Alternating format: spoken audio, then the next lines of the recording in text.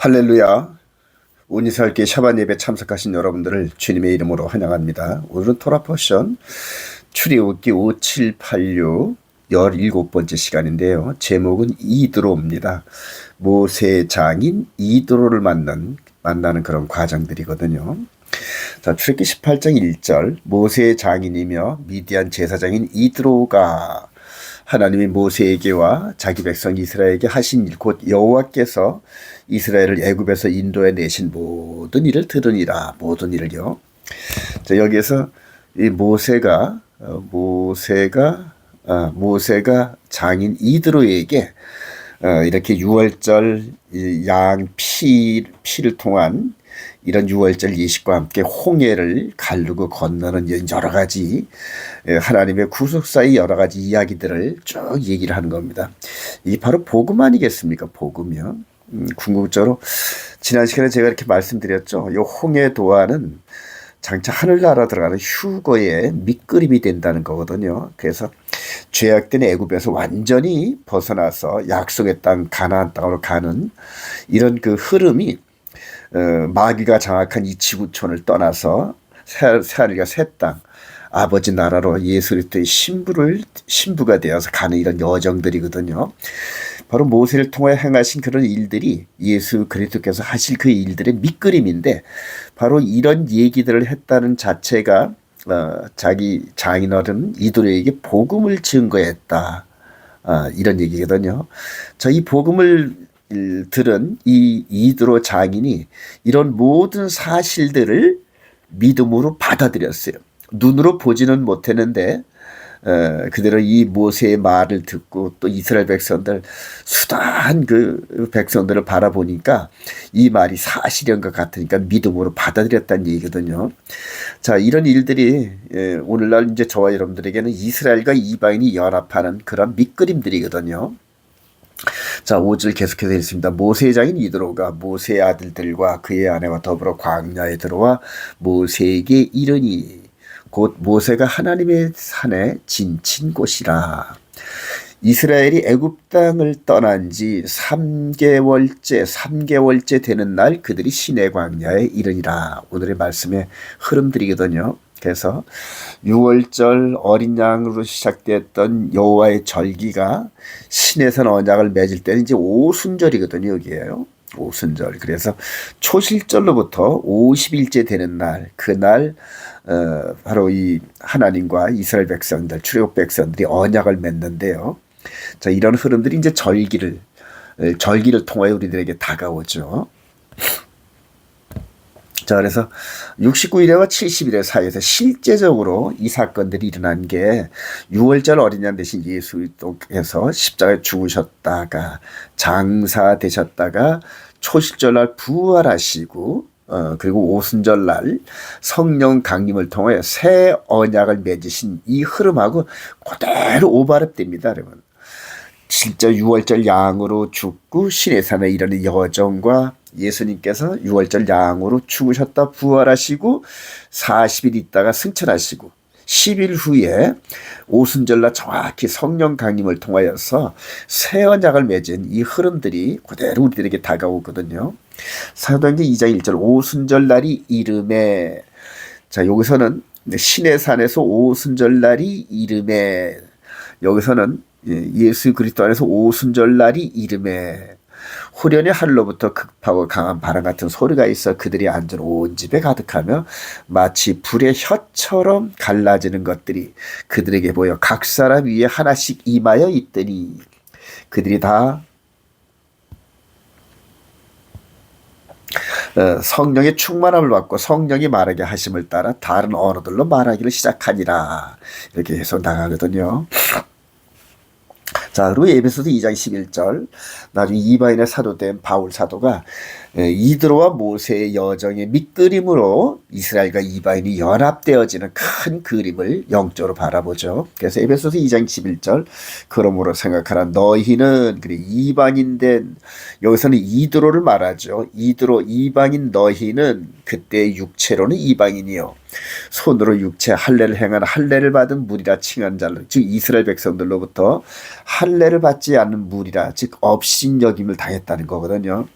또 그때 너희는 즉 예수를 알지 못할 때 너희는 그리스도 밖에 있었고 이스라엘 나라 밖의 사람이라 약속의 언약들에 대하여는 외인이요 세상에서 소망이 없고 하나님도 없는 자이더니 이제는 그래요.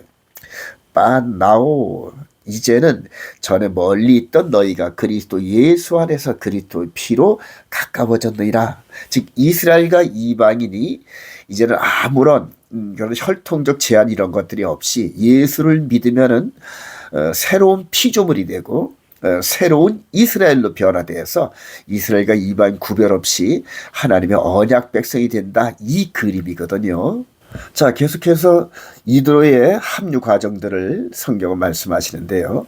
출애기 18장 11절 이하에 이도의 고백입니다. 이제 내가 알았도다. 여호와는 모든 신보다 크심으로 이스라엘에게 교만하게 행하는 그들을 이기셨도다 하고 모세의 장인 이도가 번제물과 희생제물들을 즉 하나님께 예배를 드렸다는 얘기입니다. 경배를 드렸다는 얘기거든요. 이스라엘 백성과 똑같은 그런 모습으로 하나님께 가져오매 아론과 이스라엘 모든 장로가 와서 모세의 장인과 함께 하나님 앞에서 떡을 먹으니라 그래요. 함께 식사를 한다는 게 굉장히 중요하거든요. 자, 그래서 여기서 모세와 이드로의 가족의 만찬 즉 이스라엘 혈통적 이스라엘과 혈통적 이방인이 이렇게 시내산 앞에서 시내산 밑에서 서로 다 하나가 되어지는 하나님 백성이 되어가는 이런 밑그림들을 우리들에게 보여주고 있어요. 자, 이게 이제 초대교회의 사도들과 이방인들이 함께 예수 그리스도 안에서 예수를 구주로 영접하고 한 가족이 되고 한 백성이 되면서 서로 만찬을 나누고 즉 이전까지는 이스라엘은 코셔법에 의해서 이방인들과 함께 먹으면 안 되었어요. 왜냐하면 이방인들이 먹는 여러 가지 코셔로 그 많은 이런 음식들을 먹을 수가 없었는데 이후로는 전혀 꺼리낌 없이 코셔와 관계없이 식사 교제를 할 수 있는 이런 이제 한 가족이 된 거죠. 여러분들 이런 부분에서 오늘날 이스라엘 백성들이 지키는 코셔법, 돼지고기 뭐 이런 것들을 오늘날 우리들에게 적용되느냐 이렇게 말들 하는데 전혀 관계없어요, 여러분. 왜냐하면은 그런 코셔법과 이런 것들은 외적으로 보이는 외적인 율법이라 해가지고 율법의 행위 율법이었거든요. 즉 육신의 예법이었단 말입니다. 육신의 예법.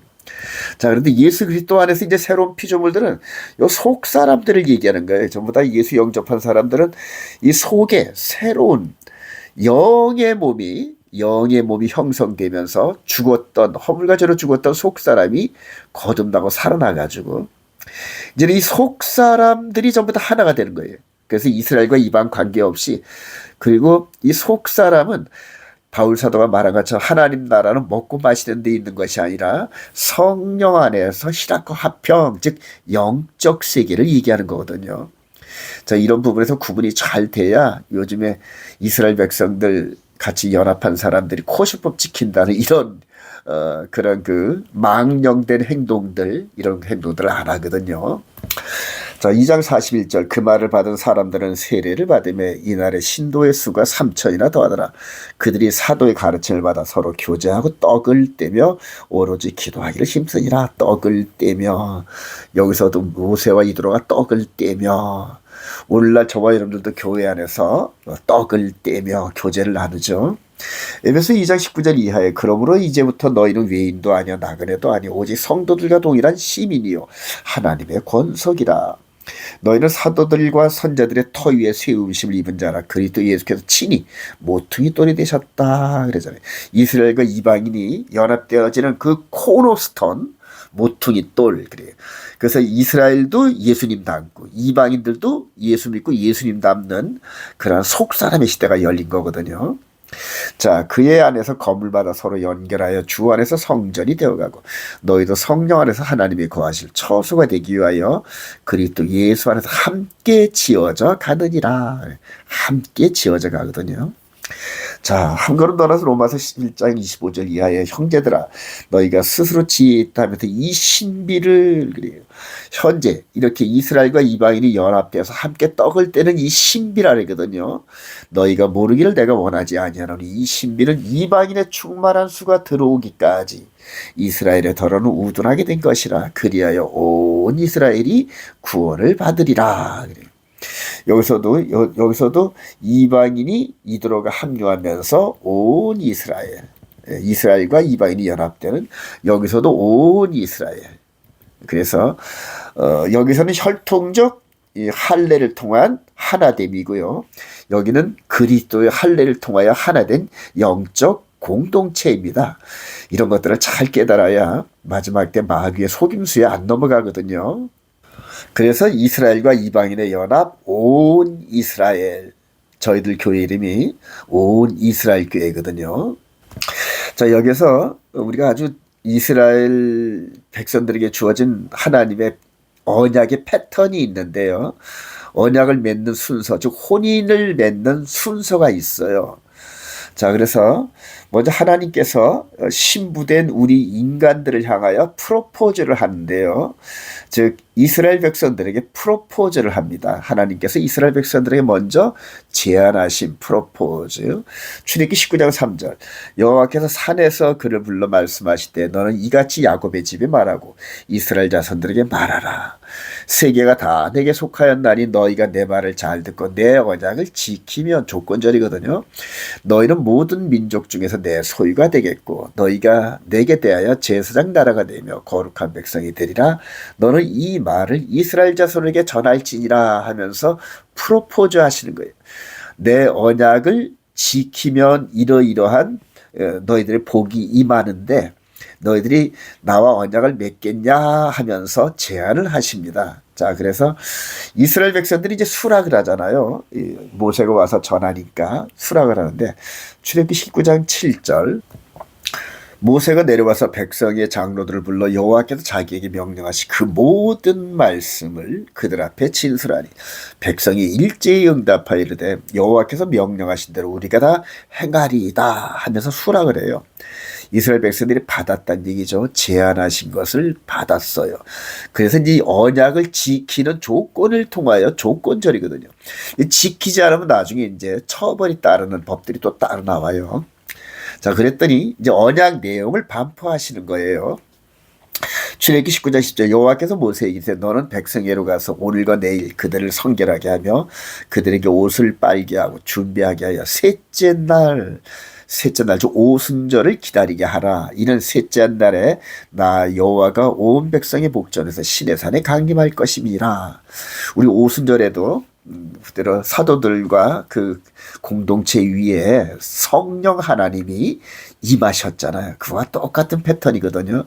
자, 그리고 여기서 이제 그 비준, 결혼 서약서 선포와 비준이 있는데 출애굽기 20장부터 23장의 모든 내용들이 십계명을 중심으로 해서 언약의 내용입니다, 여러분. 그러니까 이 내용을 지키란 얘기예요. 내 언약을 지키면, 그러니까 안 지키면은 파기가 되는 거예요. 약속이 파기가 되고 죄가 되는데 죄의 싹은 사망이라는 거거든요. 우리가 이제 시내산 이전에 에덴 동산에서 최초의 인류인 아담에게 언약을 맺었을 때 그 패턴이 시내산에서 그대로 이어지는 거거든요. 자, 이제 비준을 하는데 언약의 피를 뿌리고 그리고 먹고 마심으로 마무리되는 건데요. 출애굽기 24장 9절. 모세 아론과 나답과 아비후와 이스라엘 장로 70인이 올라가서 이스라엘 하나님을 보니 그의 발 아래는 청옥을 편듯하고 하늘같이 청명하더라. 하나님이 이스라엘 자손들의 존귀한 자들에게 손을 대지 아니하였고 그들은 하나님을 뵙고 먹고 마셨더라. 아브라함도 보면은 창세기 18장에서 그대로 먹고 마시는 그런 장면이 나와요. 상수리 나무 아래에서 떡을 떼는 이런 과정들. 그게 이제 그 언약의 마무리 과정이거든요. 자, 그래서 다시 말해서 제안을 하시고 수락을 하니까 피의 비준으로 송아지를 잡아서 피를 뿌리고 양쪽에 다 뿌리잖아요. 피를요. 그래서 이 송아지 피가 중보의 제물이 돼가지고 이제 언약의 비준이 되고 하나님이 계신 시내산 밑에서 이스라엘의 장로들이 먹고 마시면서 언약을 비준하는 절차를 마쳤습니다. 자, 근데 이게 왜 중요하냐면은 예수 그리스도 안에서 우리들에게 그대로 적용된다는 얘기예요. 아주 너무너무 오묘합니다. 자, 언약의 내용을 조금 깊이 들어가 볼까요? 모세의 옛 언약, 오늘 이 출애굽기 20장 1절부터 말씀을 선포한 이 내용이거든요. 그 다음에 이제 예수 그리스도의 새 언약이거든요. 자, 똑같이 십계명을 중심으로 언약의 내용을 선포했어요. 언약의 내용 선포. 그리고 중보제물로 이렇게 송아지 피를 뿌리고 이렇게 해서 비주를 맺었어요. 근데 이스라엘 백성들이 아론 제사장과 함께 그 백성들이 금송아지 세우면서 언약이 파기가 됐어요. 그래 이제 새 언약이 필요하거든요. 그래서 이 구약의 이스라엘 역사는 새 언약을 향한 행진곡이다 이렇게 또 말을 할 수가 있어요. 자, 69일의 후에 3년 반 동안 공생의 기간 동안에 우리 주님께서 새 언약을 선포하셨는데 마태복음 5장 이하에 보면은 새 언약을 선포하셔요. 자, 여기에서 마태복음 5장 1절 예수께서 무리를 보시고 산에 올라가시니 그래요. 여기서는 시내산에서 여호와 하나님의 상징인 불이 임하였고 요 산상수훈에서는 이렇게 여기에 불로 임하셨던 그분이 직접 내려오셨어요. 직접 내려오셔가지고 모세를 통하여 언약의 내용을 선포하셨던 그분이 이제는 당신의 입을 열어 그래요. 입을 열어 가르쳐 이르시되 심령이 가난한 자는 복이 있나니 천국이 그들의 것이며 애통하는 자는 복이 있나니 그들이 위로를 받을 것이며 내가 율법이나 선자를 폐하러 온 줄로 생각하지 말라. 폐하러 온 것이 아니요 완전하게 하려 함이라. 천지가 없어지기는 율법의 1.1획도 결코 없어지지 아니하고 다 이루리라. 그러면서 십계명의 내용을 그대로 선포하셔요. 그대로 선포하시고 그 다음에 선포하신 그 내용을 바탕으로 중보의 피를 흘려주신 게 바로 십자가 사건이거든요.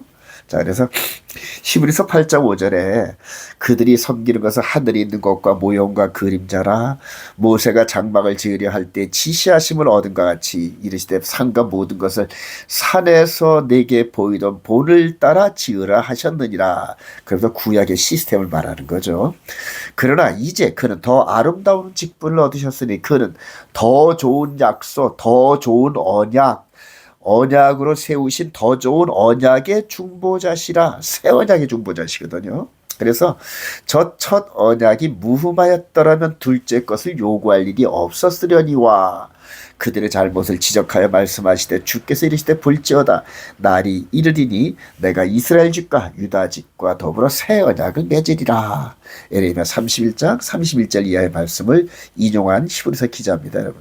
그래서 여러분들 뭐 복잡하게 생각하실 거 없어요. 이 그림으로 보면 시내산 언약 두 돌판, 산상수훈 언약 마음에 새겨진 두 돌판, 중보 제물이 송아지에서 당신이 직접 피를 흘려주신 거다. 그리고 이거는 육신의 예법, 여기는 영의 예법. 육신의 예쁨은 완전치 않은 거거든요. 우선은 제물이 완전치 않아요. 송아지 피가. 다음에 두 돌판에 기록된 십계명의 내용에 진정한 영적 의미가 도출되지 않았었거든요. 근데 여기서 우리 주님께서 마음으로까지 순종하는 십계명을 선포하심으로 이제는 완전한 영의 몸의 율법, 영의 몸의 언약이 선포된 겁니다. 그리고 완전한 그 언약을 중보하시는 완전한 제물 대신 이분의 피로서 우리가 새 언약을 맺었거든요.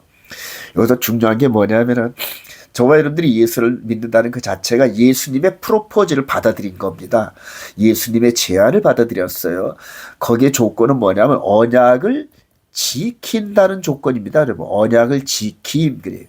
즉 우리에게 주어진 이 언약을 말씀을 생명을 걸고 지키는 그러한 이제 여정이 필요하다는 거거든요.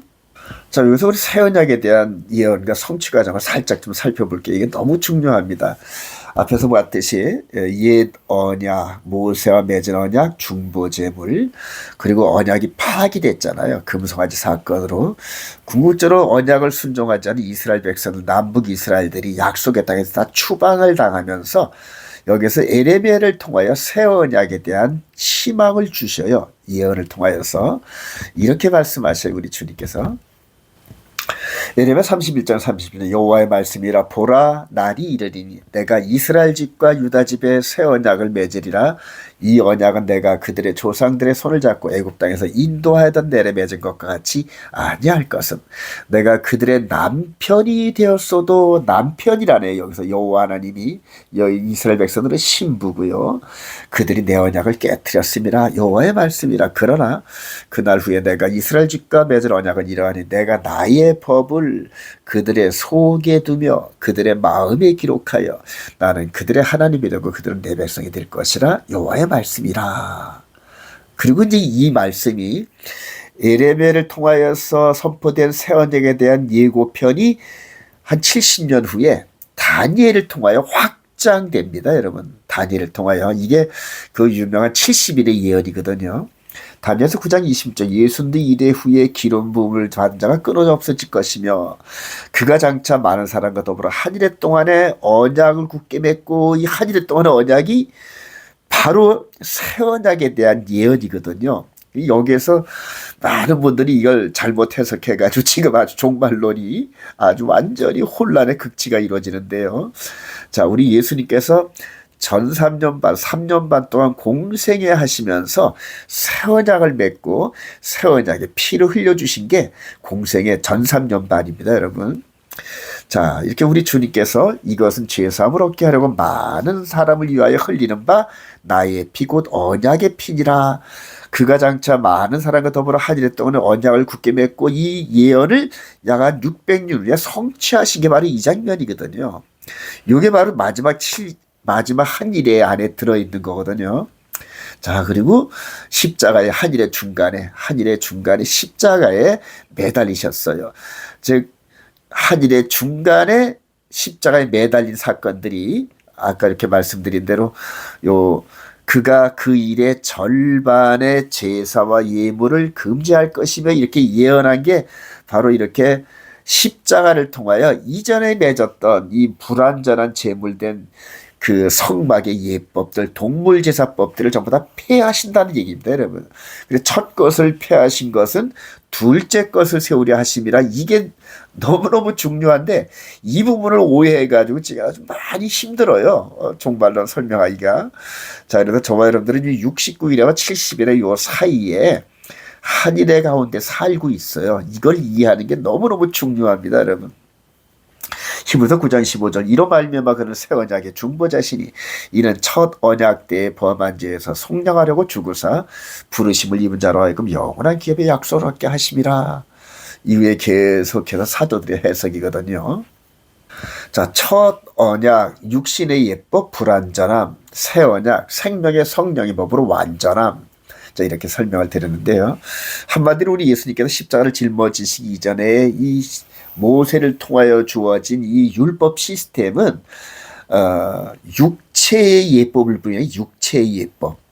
육체의 예법인데 개혁할 때까지 맡겨둔 것이라. 왜? 즉 이에 따라 드리는 예물과 제사는 섬기는 자를 양심상 즉 속사람을 온전하게 할 수 없어서 즉 겉사람은 피를 묻히면서 겉사람의 예법 정도는 되는데 속사람의 예법은 아니라는 거거든요. 그래서 이런 것들은 먹고 마시는 것과 여러 가지 씻는 것, 육체의 예법을 개혁할 때까지 맡겨둔 것이라 그래요.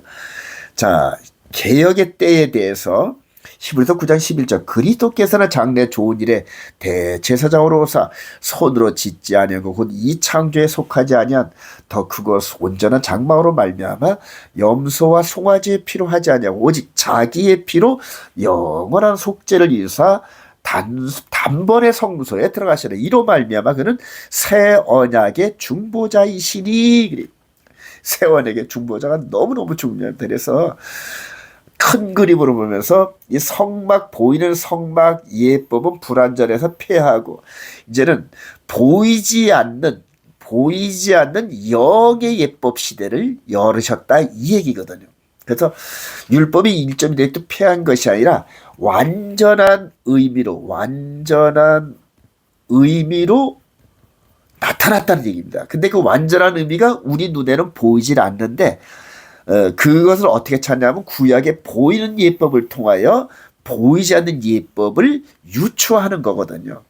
그래서 우리가 해석하고 행하는 행동 자체가 구약의 율법 시스템 안에서 그대로 녹아져 있다는 거거든요. 이건 너무너무 중요합니다. 자, 고린도서 9장 20절 이제 바울 사대의 율법관이거든요.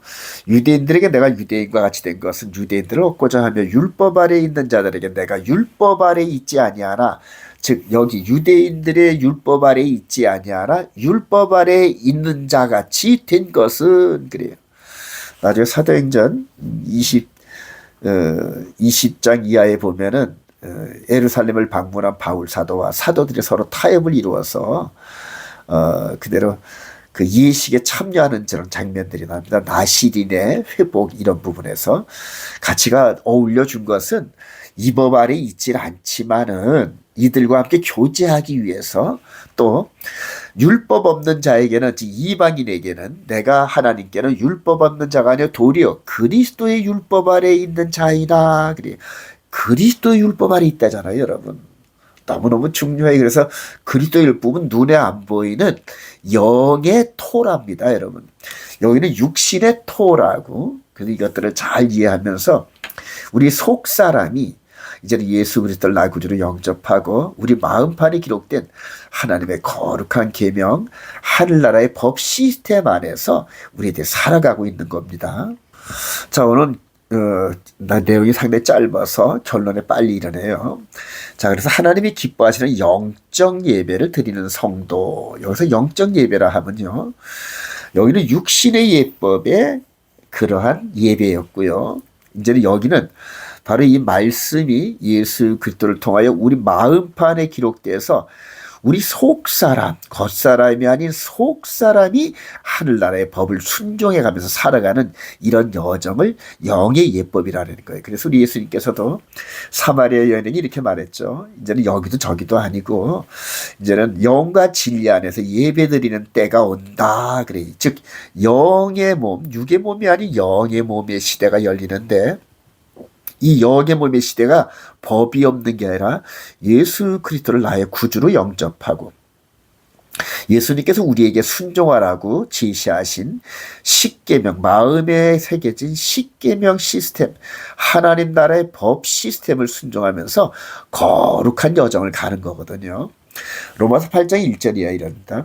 그러므로 그리스도 예수 안에 있는 자에는 결코 정죄함이 없나니. 즉 이전에는 이 성전의 예법을 지켜도 정죄함이 남아있다는 게 뭐냐 하면, 이 제물로는, 이 아담에 드렸던 이 제물로는 속사람까지, 즉 양심까지는 속죄하지 못했기 때문에 영적인 눈을 바라보는 사탄 마귀에게 계속 참소를 당했다는 거예요. 근데 이제는 우리가 속사람까지도 그리스도의 보혈의 피로 깨끗함을 입어서 더 이상 마귀가 그리스도 예수 안에 있는 우리들을 참수하지 못한다 이 얘기거든요. 자, 결코 정죄함이 없나니 이는 그리스도 예수 안에 있는 생명의 성령의 법이 죄와 사망의 법에서 너를 해방하였습니다. 율법이 육신으로 말미암아 연약하여 할 수 없는 그것을 하나님은 하시나니 곧 죄로 말미암아 자기 아들을 죄 있는 육신의 모양으로 보내어 육신의 죄를 정하사 육신을 따르지 않고 그 영을 따라 행하는 우리들에게 율법의 요구, 즉 율법의 요구는 죄 없는 상태거든요. 율법의 요구가 이루어지게 하려 하심이라.